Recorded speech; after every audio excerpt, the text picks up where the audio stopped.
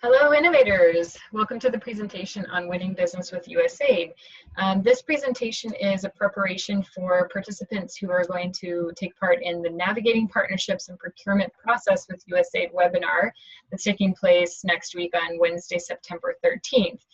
So we hope if you're participating in the webinar that you'll watch this presentation ahead of time. We've got lots of great valuable information for you in this presentation.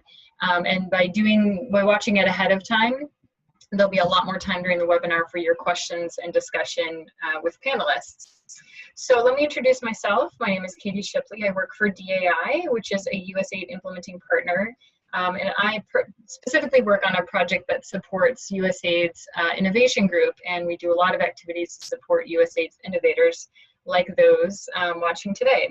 So this presentation is going to draw on DAI's specific experience doing business with USAID and give you some kind of inside scoop in what it takes to win business with USAID. But we also think there's a lot of great opportunities for innovators in working not only with USAID directly, but also with USAID implementing partners like DAI. So we'll go into that as well. Make sure you take notes and write down any questions you have during the presentation. You can contact us with those afterwards, or just hold them until the webinar next week when we can chat with them in person. So my colleague from DAI, Meg Karchner, who will introduce herself, is going to give the majority of this presentation, and I will hand it over to her now. Go ahead, Meg. Very good. Thank you, Katie. So happy to be here today, and wanted to let you know that we've designed this webinar for organizations that are new to USAID to learn more about winning business. But we have kept in mind that you may desire to inject the innovation that you've developed into USAID activities in a way that can both help you scale your innovation and in a way that helps improve USAID's development impact. So we assumed that you may not aspire to be a long-term implementing partner like DAI. You may not want to have staff on the ground for multiple years and set up offices. In fact, you may not need funding at all. You may just want collaboration. So we've tried to keep that in mind as we've developed this PowerPoint for you. So let's start with today's topics. Here's what we'll cover today. We'll help you discern what are the priorities for US government development dollars, where are the hot spots that they're spending money. What is USAID's business development cycle, which is very predictable. We'll walk you through that so you're familiar with it. No doubt you're looking for the entry points for your particular business opportunities, so we'll share those with you. How can you get an edge to distinguish yourself in the field? And then what else do you need to know to take it to the next step? You know, it's worth adding a disclaimer at this point. This is the fall of 2017, which is a transition year. It's the first year of the new administration. There's a lot of funding uncertainty as the administration and Congress work out the budget for international affairs. There's still leadership that's being onboarded at the agencies, though there was the recent confirmation of Ambassador Mark Green, now the Administrator Mark Green, and that provides some stability to USAID for its direction and future. But it's worth the disclaimer because a lot of the indicators that we typically use to figure out USAID's direction are a little less predictive this year than in a non-transition year. So you'll have to keep that in mind as we could talk through some of these. I also wanted to just do a quick introduction to DAI. Katie mentioned that we both work for DAI. It's one of the major implementing partners. In fact, often it's within the top 10 of USAID implementing partners in terms of revenue each year. I've been with the new business team there for 8 years, both in the governance sector and in economic growth. We're a development company. We tackle fundamental social and economic development problems caused by things like inefficient markets, ineffective governance, and instability. We work not only with USAID, we actually work with a broad range of national and local governments, bilateral and multilateral donors, private corporations, and philanthropies. We have offices not just in the DC area, but also in the UK and in Brussels. So it's with all of that experience and background that we've designed this PowerPoint to help you learn how to proceed in getting new USAID work.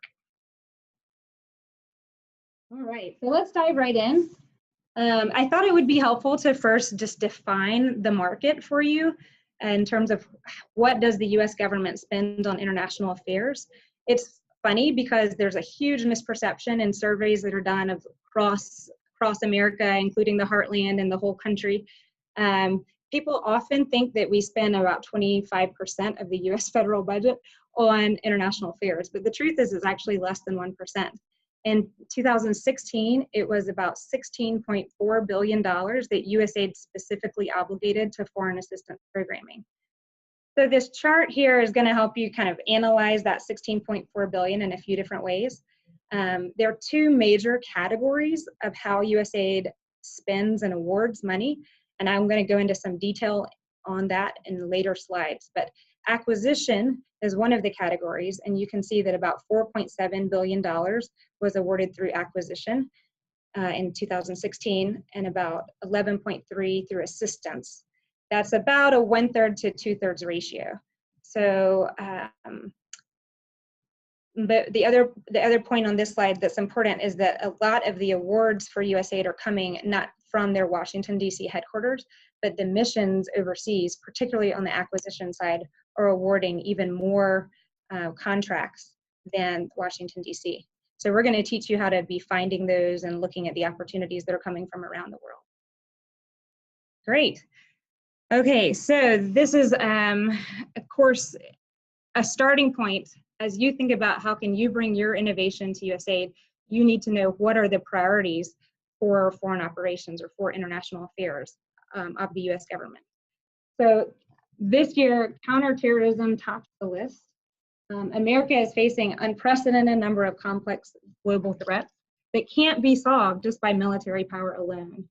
So addressing those root causes of violent conflict overseas through development is the #1 priority that's been stated for USAID in the administration's request to Congress for funding.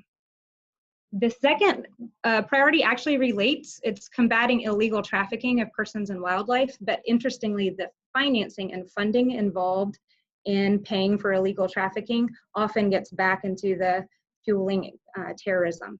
So those two things have a link there.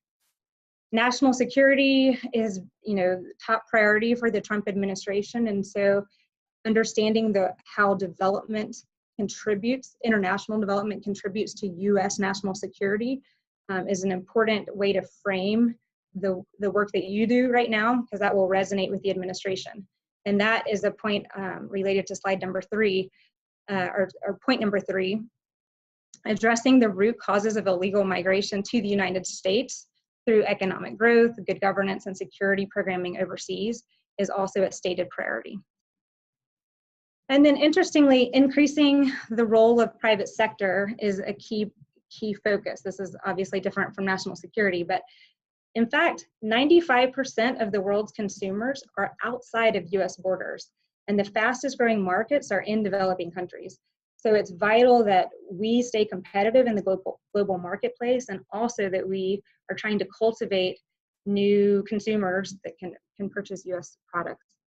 So that's another angle that's focused on right now.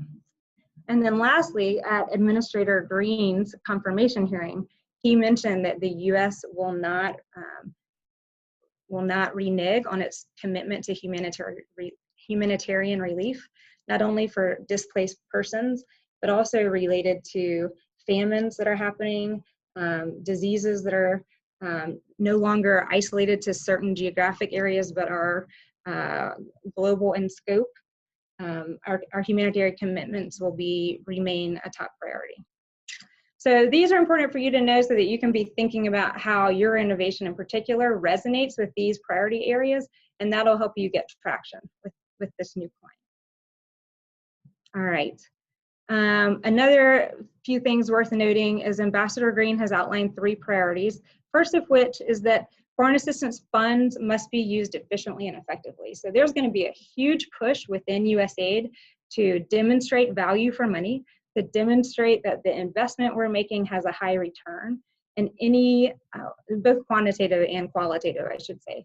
But any way that your innovation can help USAID track that better and make the case to Congress, demonstrating results would be particularly valued right now. The second point is that Mark Green is refocusing USAID on remembering that assistance has an endpoint. The point of assistance is to help countries eventually graduate, and that they have a role to play in contributing to their own development. So that's point number 2.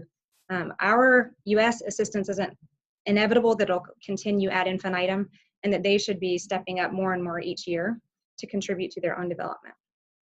And then the last point is that to reshape, well, largely that the shape of assistance has changed in the last couple of decades, and actually contributions from Western governments is now just 10% of the overseas development assistance. That's the ODA there. So that means that we need to be thinking about how to use the investment we are making as Americans as a catalyst to either have other, like private sector, for example, buy in and contribute to development investment, or to leverage the funds that the US is putting forward in some other way that'll have kind of the 2 + 2 = 5, or 2 + 2 is greater than the sum of its parts sort of approach. So you can be thinking about that in terms of your innovation too. If somehow bringing your innovation to scale also has kind of compound development results potential, that'll resonate in a nice way. Okay, so let me take a step in a different direction. We want to introduce you here to USAID's typical development cycle. This is, I mentioned earlier, very predictable. It's also very protracted, very long. I'm going to walk you through it fairly quickly, and the part that's going to interest you the most is that middle section called achieving. But it's important for you to know that before USAID ever puts out a request for proposal or a scope that they are trying to get implementing partners to respond to, they have done an extensive amount of planning in advance that includes strategic planning and project design at the highest level.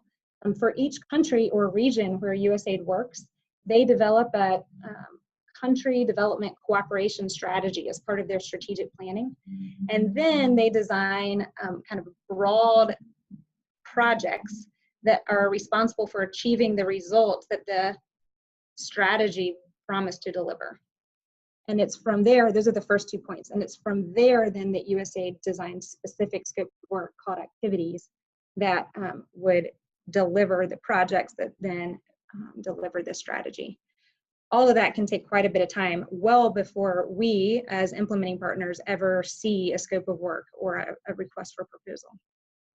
So let's now look at that middle section. I'll flip back real fast. This section that was achieving, you can actually break it into 8 parts. This graphic came from USAID themselves, but you'll see that on their end, they are having to design the projects, also called activities. Then they're identifying the requirements, like what do they need from the marketplace in order to deliver that project. They're conducting research in order to see which implementing partners are out there that are capable of delivering. Then they're signaling to the market on something called the business forecast, what they intend to procure. And we will show you where to find that business forecast.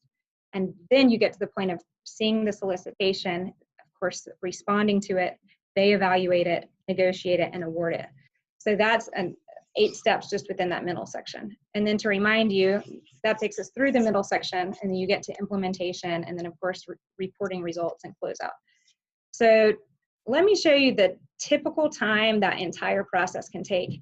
And I'm including this a little bit, to be honest, as almost a warning to those who are new to USAID, because this extensive amount of time is not something that everyone's prepared for, and it definitely has business implications. So let me show you how to read this. If you look back like in the 2009 to 2010 timeframe, you kind of have to add up all the different colors there to get the amount of days that this process has taken. But it's varied from about 2 years in 2011. Sorry, I think it was 1 year plus in 2011. And then in the years where you see the largest mountain peaks around 2013, it was actually taking USAID more than 2 years to get through their own award cycle. And this, based on the little color coding at the bottom, planning, solicitation, publishing, and evaluating and awarding, you'll see that this time actually just related to those middle steps right there. And so it's beyond some people's comprehension that they could be in discussion with USAID about potential work as much as a year in advance, at times even 2 years in advance of actually anything coming to fruition.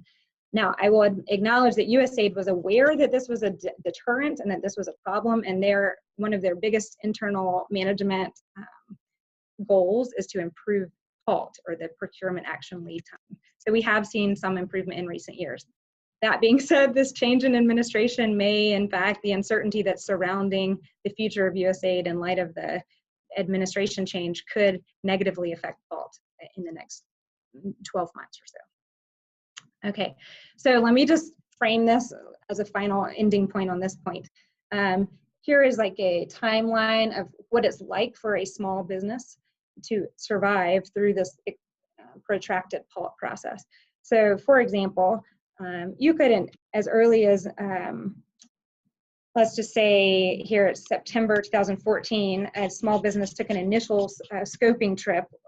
Presumably, let's say that these were subcontractors, so presumably say they were working with DAI, and we went out together to try to scope out a new project.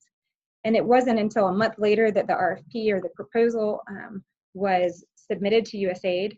It might take until March the following year for BAFO, that's the best and final award, or it's basically like a smaller invitation for just the finalists to revise their proposals for the ultimate round of competition.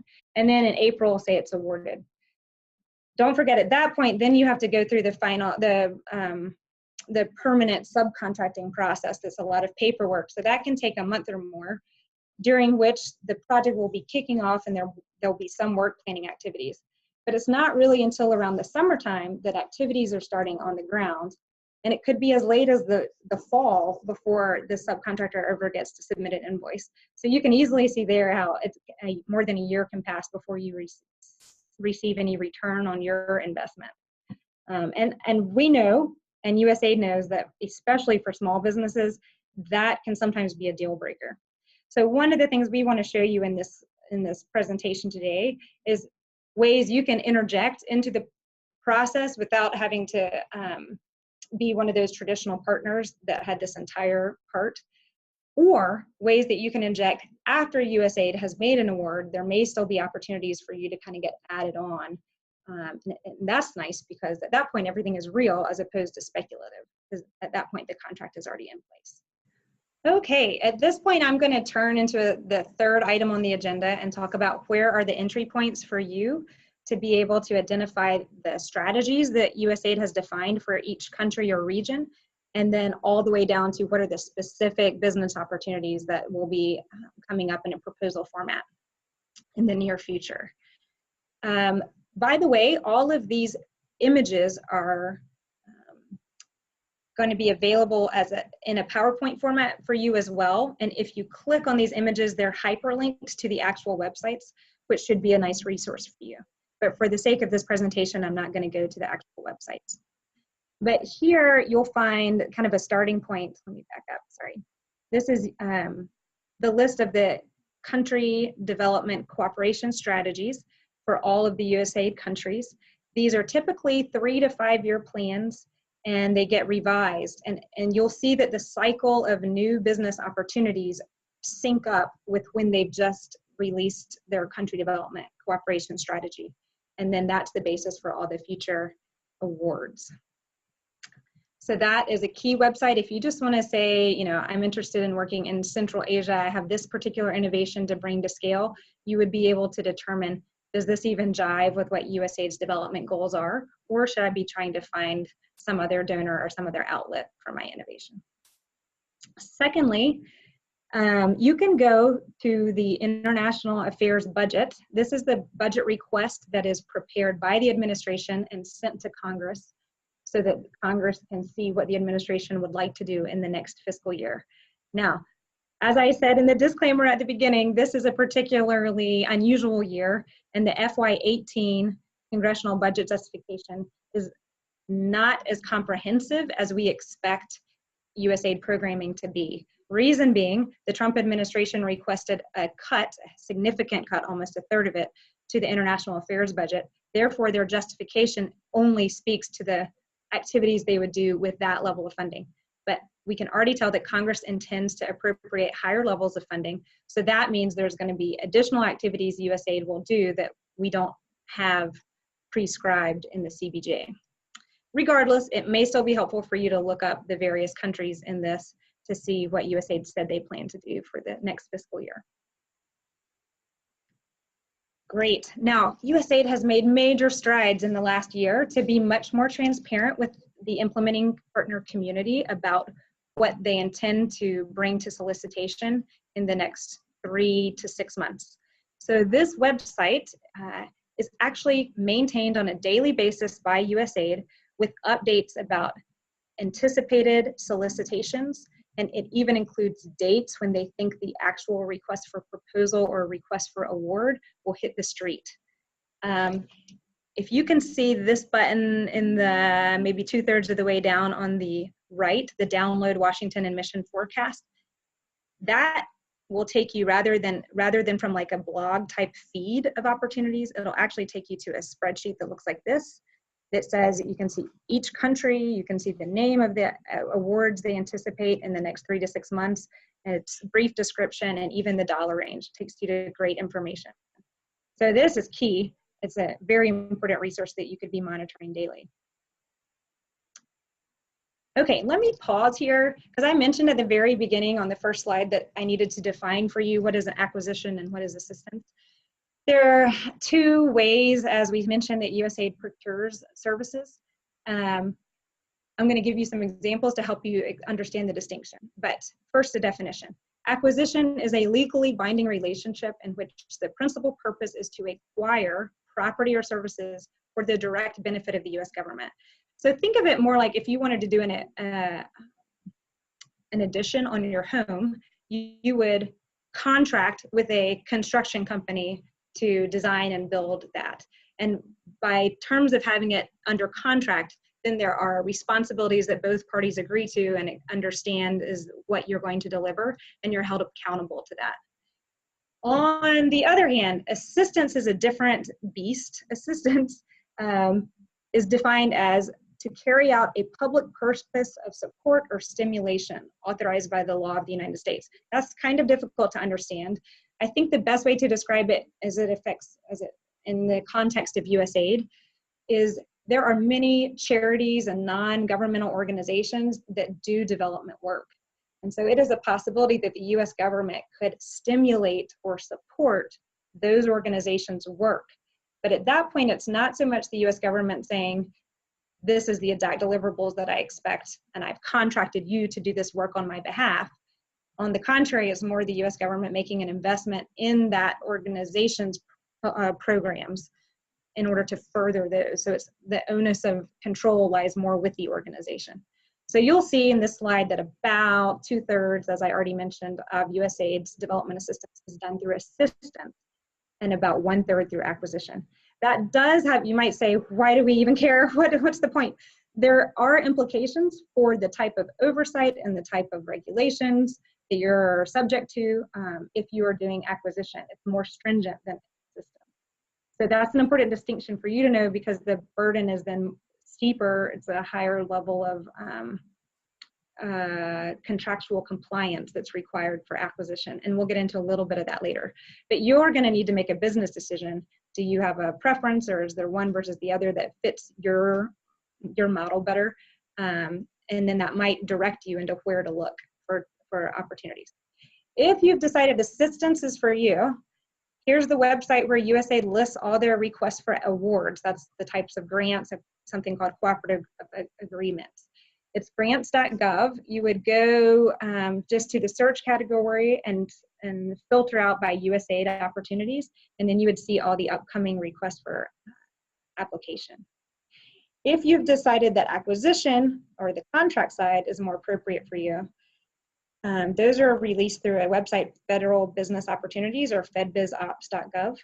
And here you can click on the Agencies tab, which is over on the right side, and select Agency for International Development, and then that'll give you on a daily basis, in fact hourly basis, any new requests for solicitation or request for proposal that USAID has posted.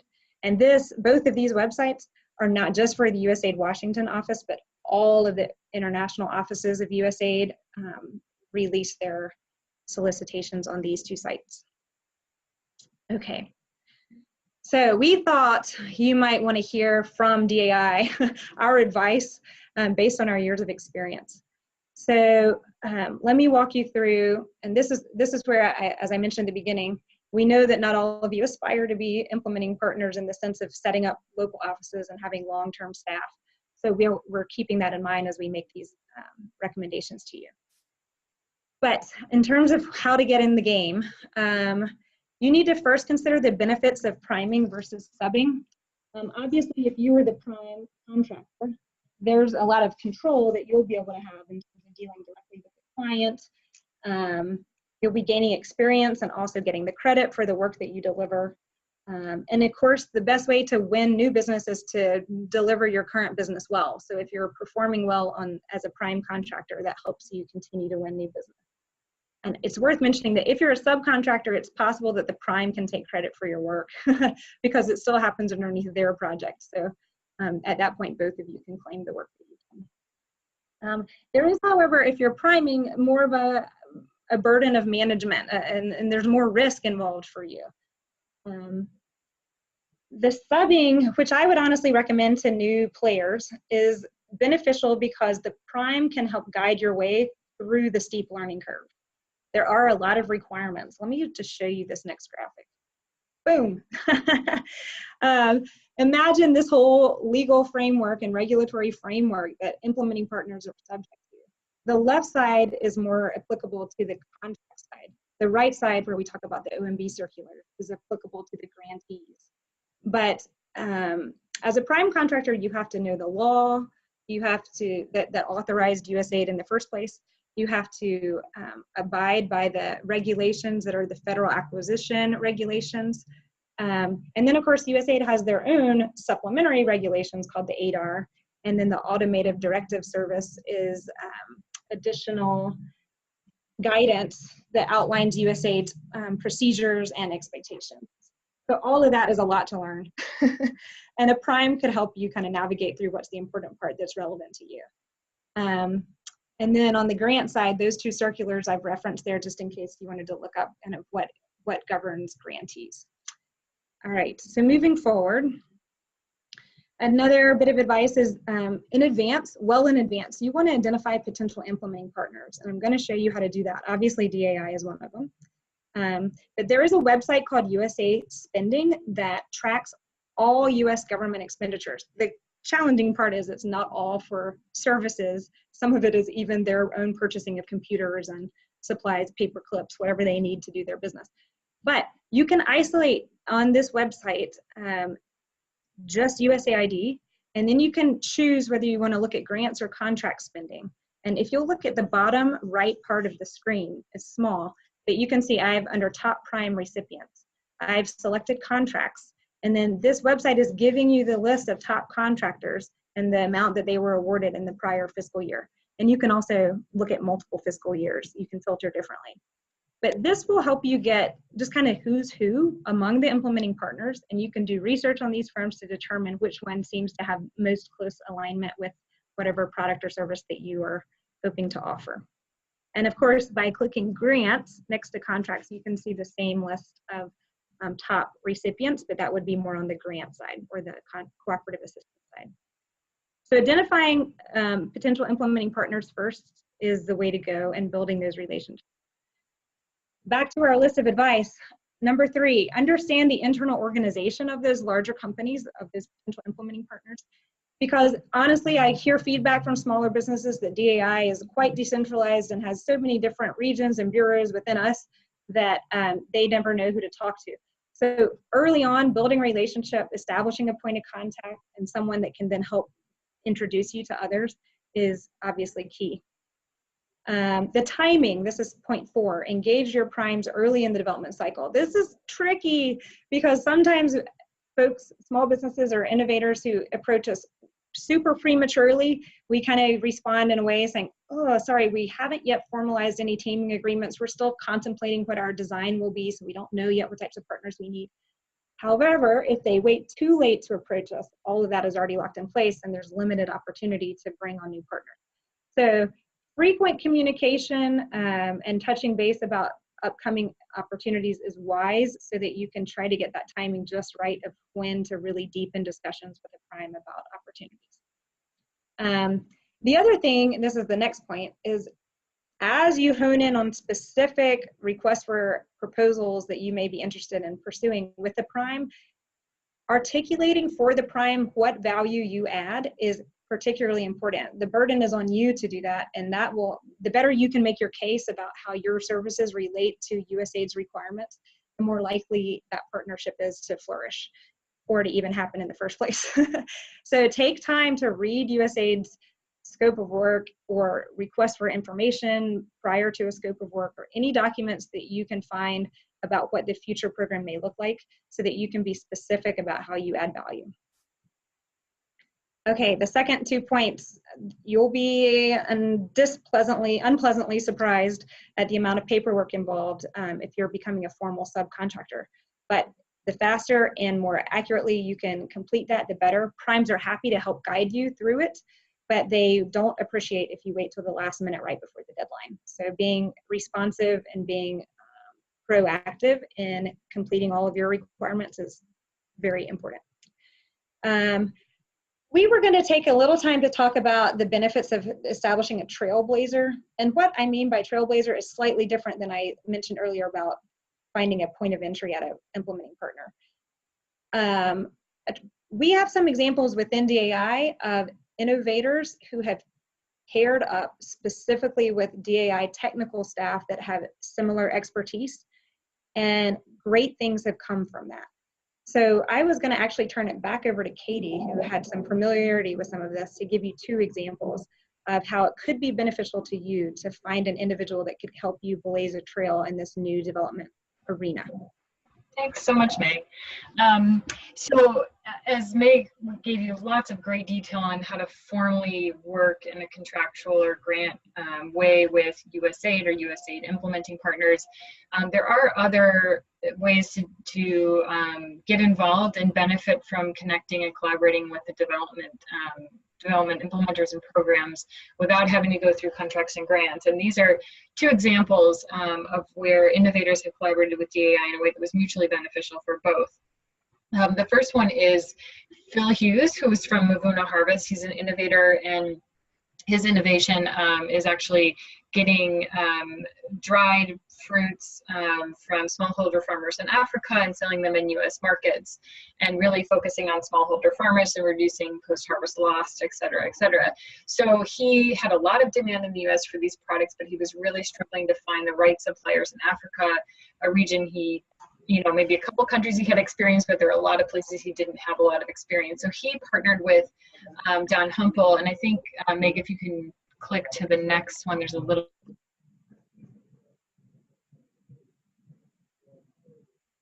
DAI, who's had 40 years of experience working throughout Africa on agriculture projects, and he was able to very easily help Phil navigate new sources of the product that he needed, new suppliers, new processors.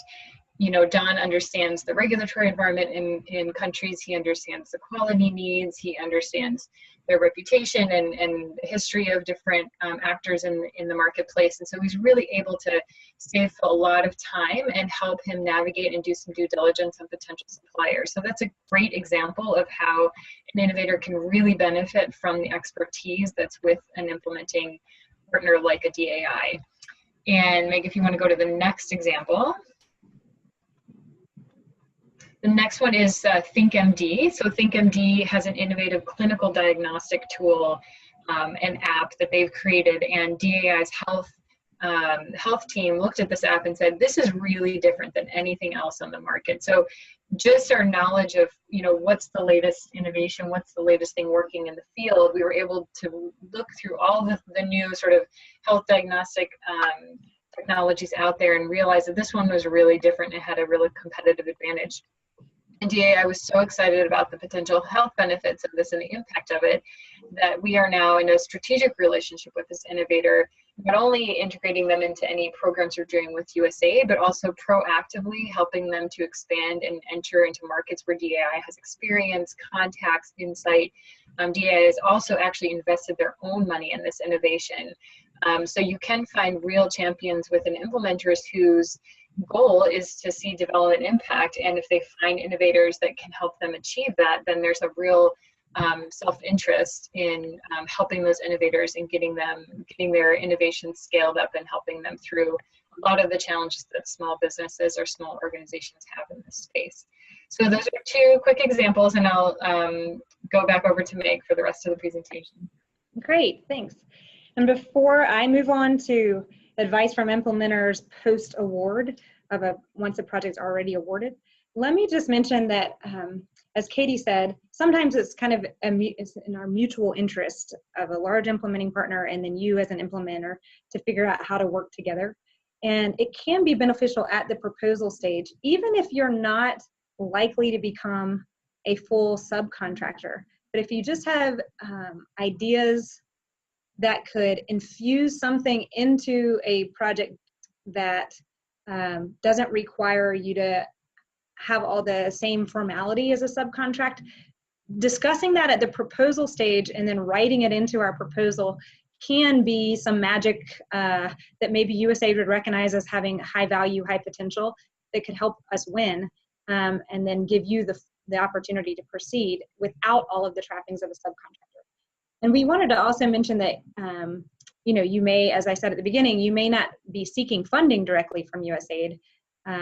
You may have other ideas about how to contribute to co-designing things with USAID during a project, or how to help contribute or somehow be part of a prize competition where you're encouraging other innovators to like build off of an idea that you have to help bring things to scale.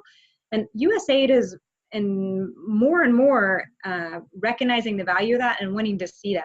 So I just wanted to make sure I'm clear that as I talk about ways you can get involved at a proposal stage, it doesn't have to look typical. It doesn't have to look like a subcontractor that has multiple year engagements with a lot of either staff or implementing responsibility. It could be more for distinct contributions that are less extensive.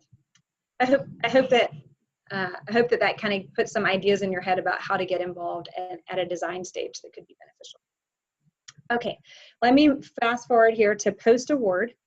And this is also a little bit faster for you. If, you know, obviously based on the PALT, the procurement action lead time we discussed earlier, if you're getting involved at the proposal stage, it could be more than a year before you're actually doing anything on the ground, actual, which is not always palatable. So it's possible to approach implementing partners about their current work and say, look, across your contracts, you know, do you have any that this particular innovation could add value to? And then it might be that in the next cycle of annual work planning, there's a way to involve you. So take heart with that. Do know that on an annual basis, there is a work planning phase and USAID has to approve the work plans. So there's kind of, you know, designated points throughout implementation where it's possible that you could get involved. And then Katie and I were chatting the other day about, in truth, there's frequently kind of a programmatic shift midway through a project. If it were a 5-year project, you know, it takes the first year or 18 months to really get traction often and to start seeing results. And then by around year 2, you're starting to be able to project, are the results accumulating enough at a pace that we're going to be able to deliver what we promised. And at times we have to shift. And USAID is actually encouraging that. They're looking more and more for us to use monitoring and evaluation data as part of our learning to feed into strategic decision-making that might require programmatic shifts. So that is a great opportunity too. If you have a particular innovation that you believe can provide solutions to deliver results, there's an opportunity right there for you to speak into helping prime contractors deliver what they promised.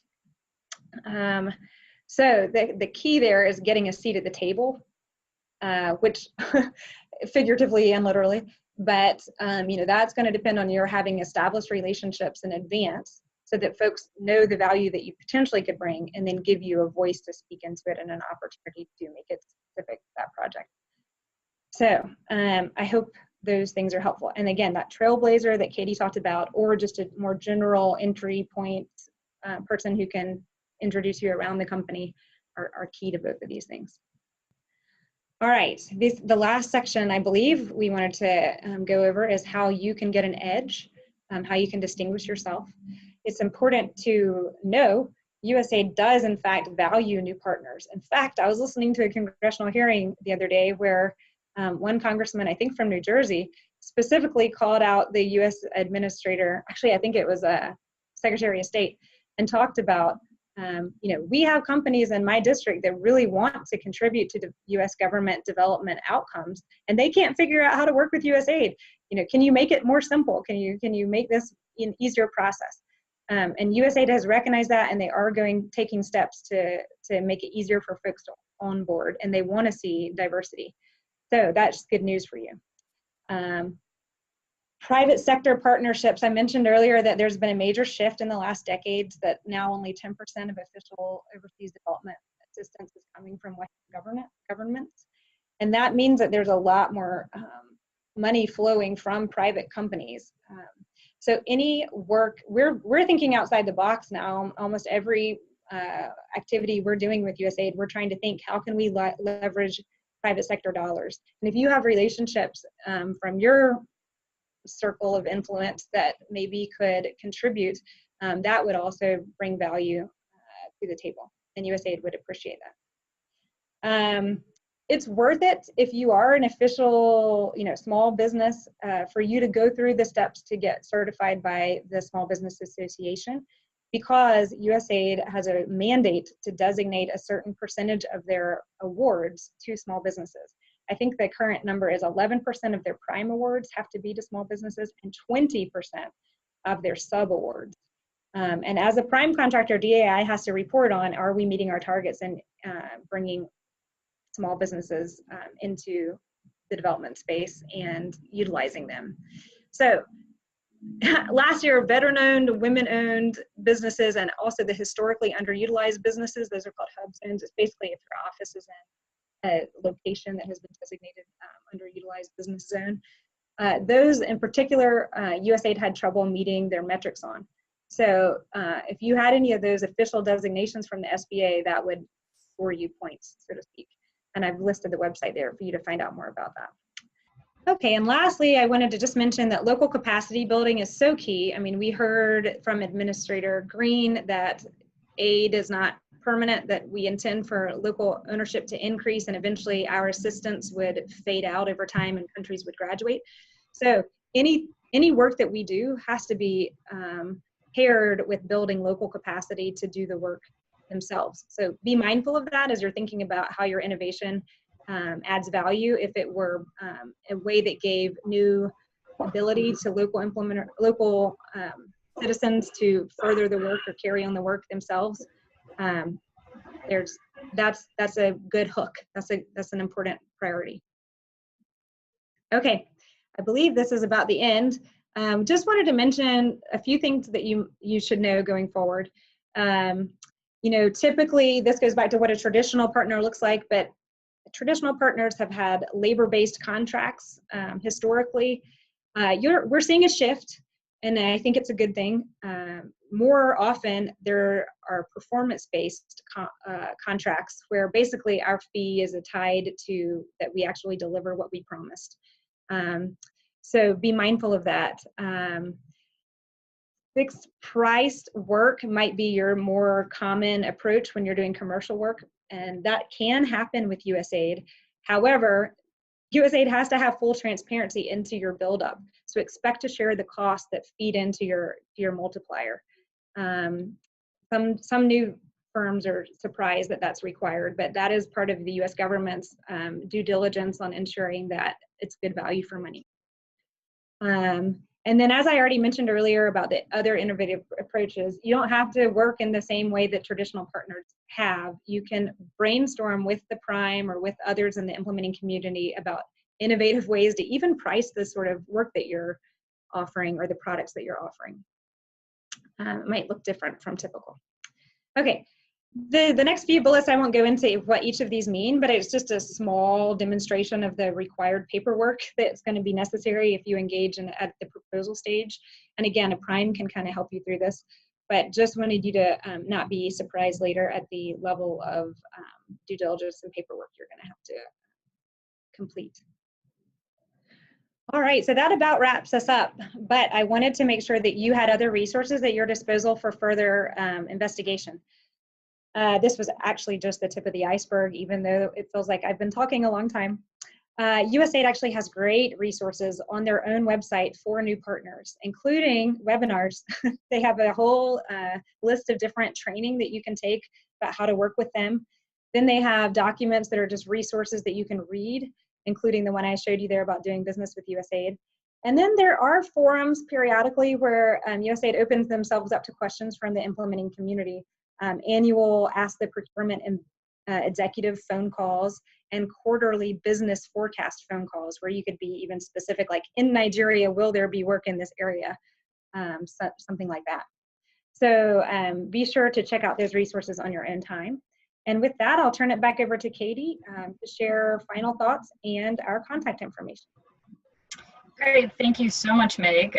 Such a wealth of information that she brings to this topic. So really appreciate all your insights. And one last note, this is our contact information. If you have any questions that you'd like to email us before the webinar, please feel free to do so and we can respond. That way, you can also join us at the webinar. Meg will be there to answer questions as well. And please, if you have not, please remember to register for the webinar next week, and we look forward to seeing you then. Thanks so much.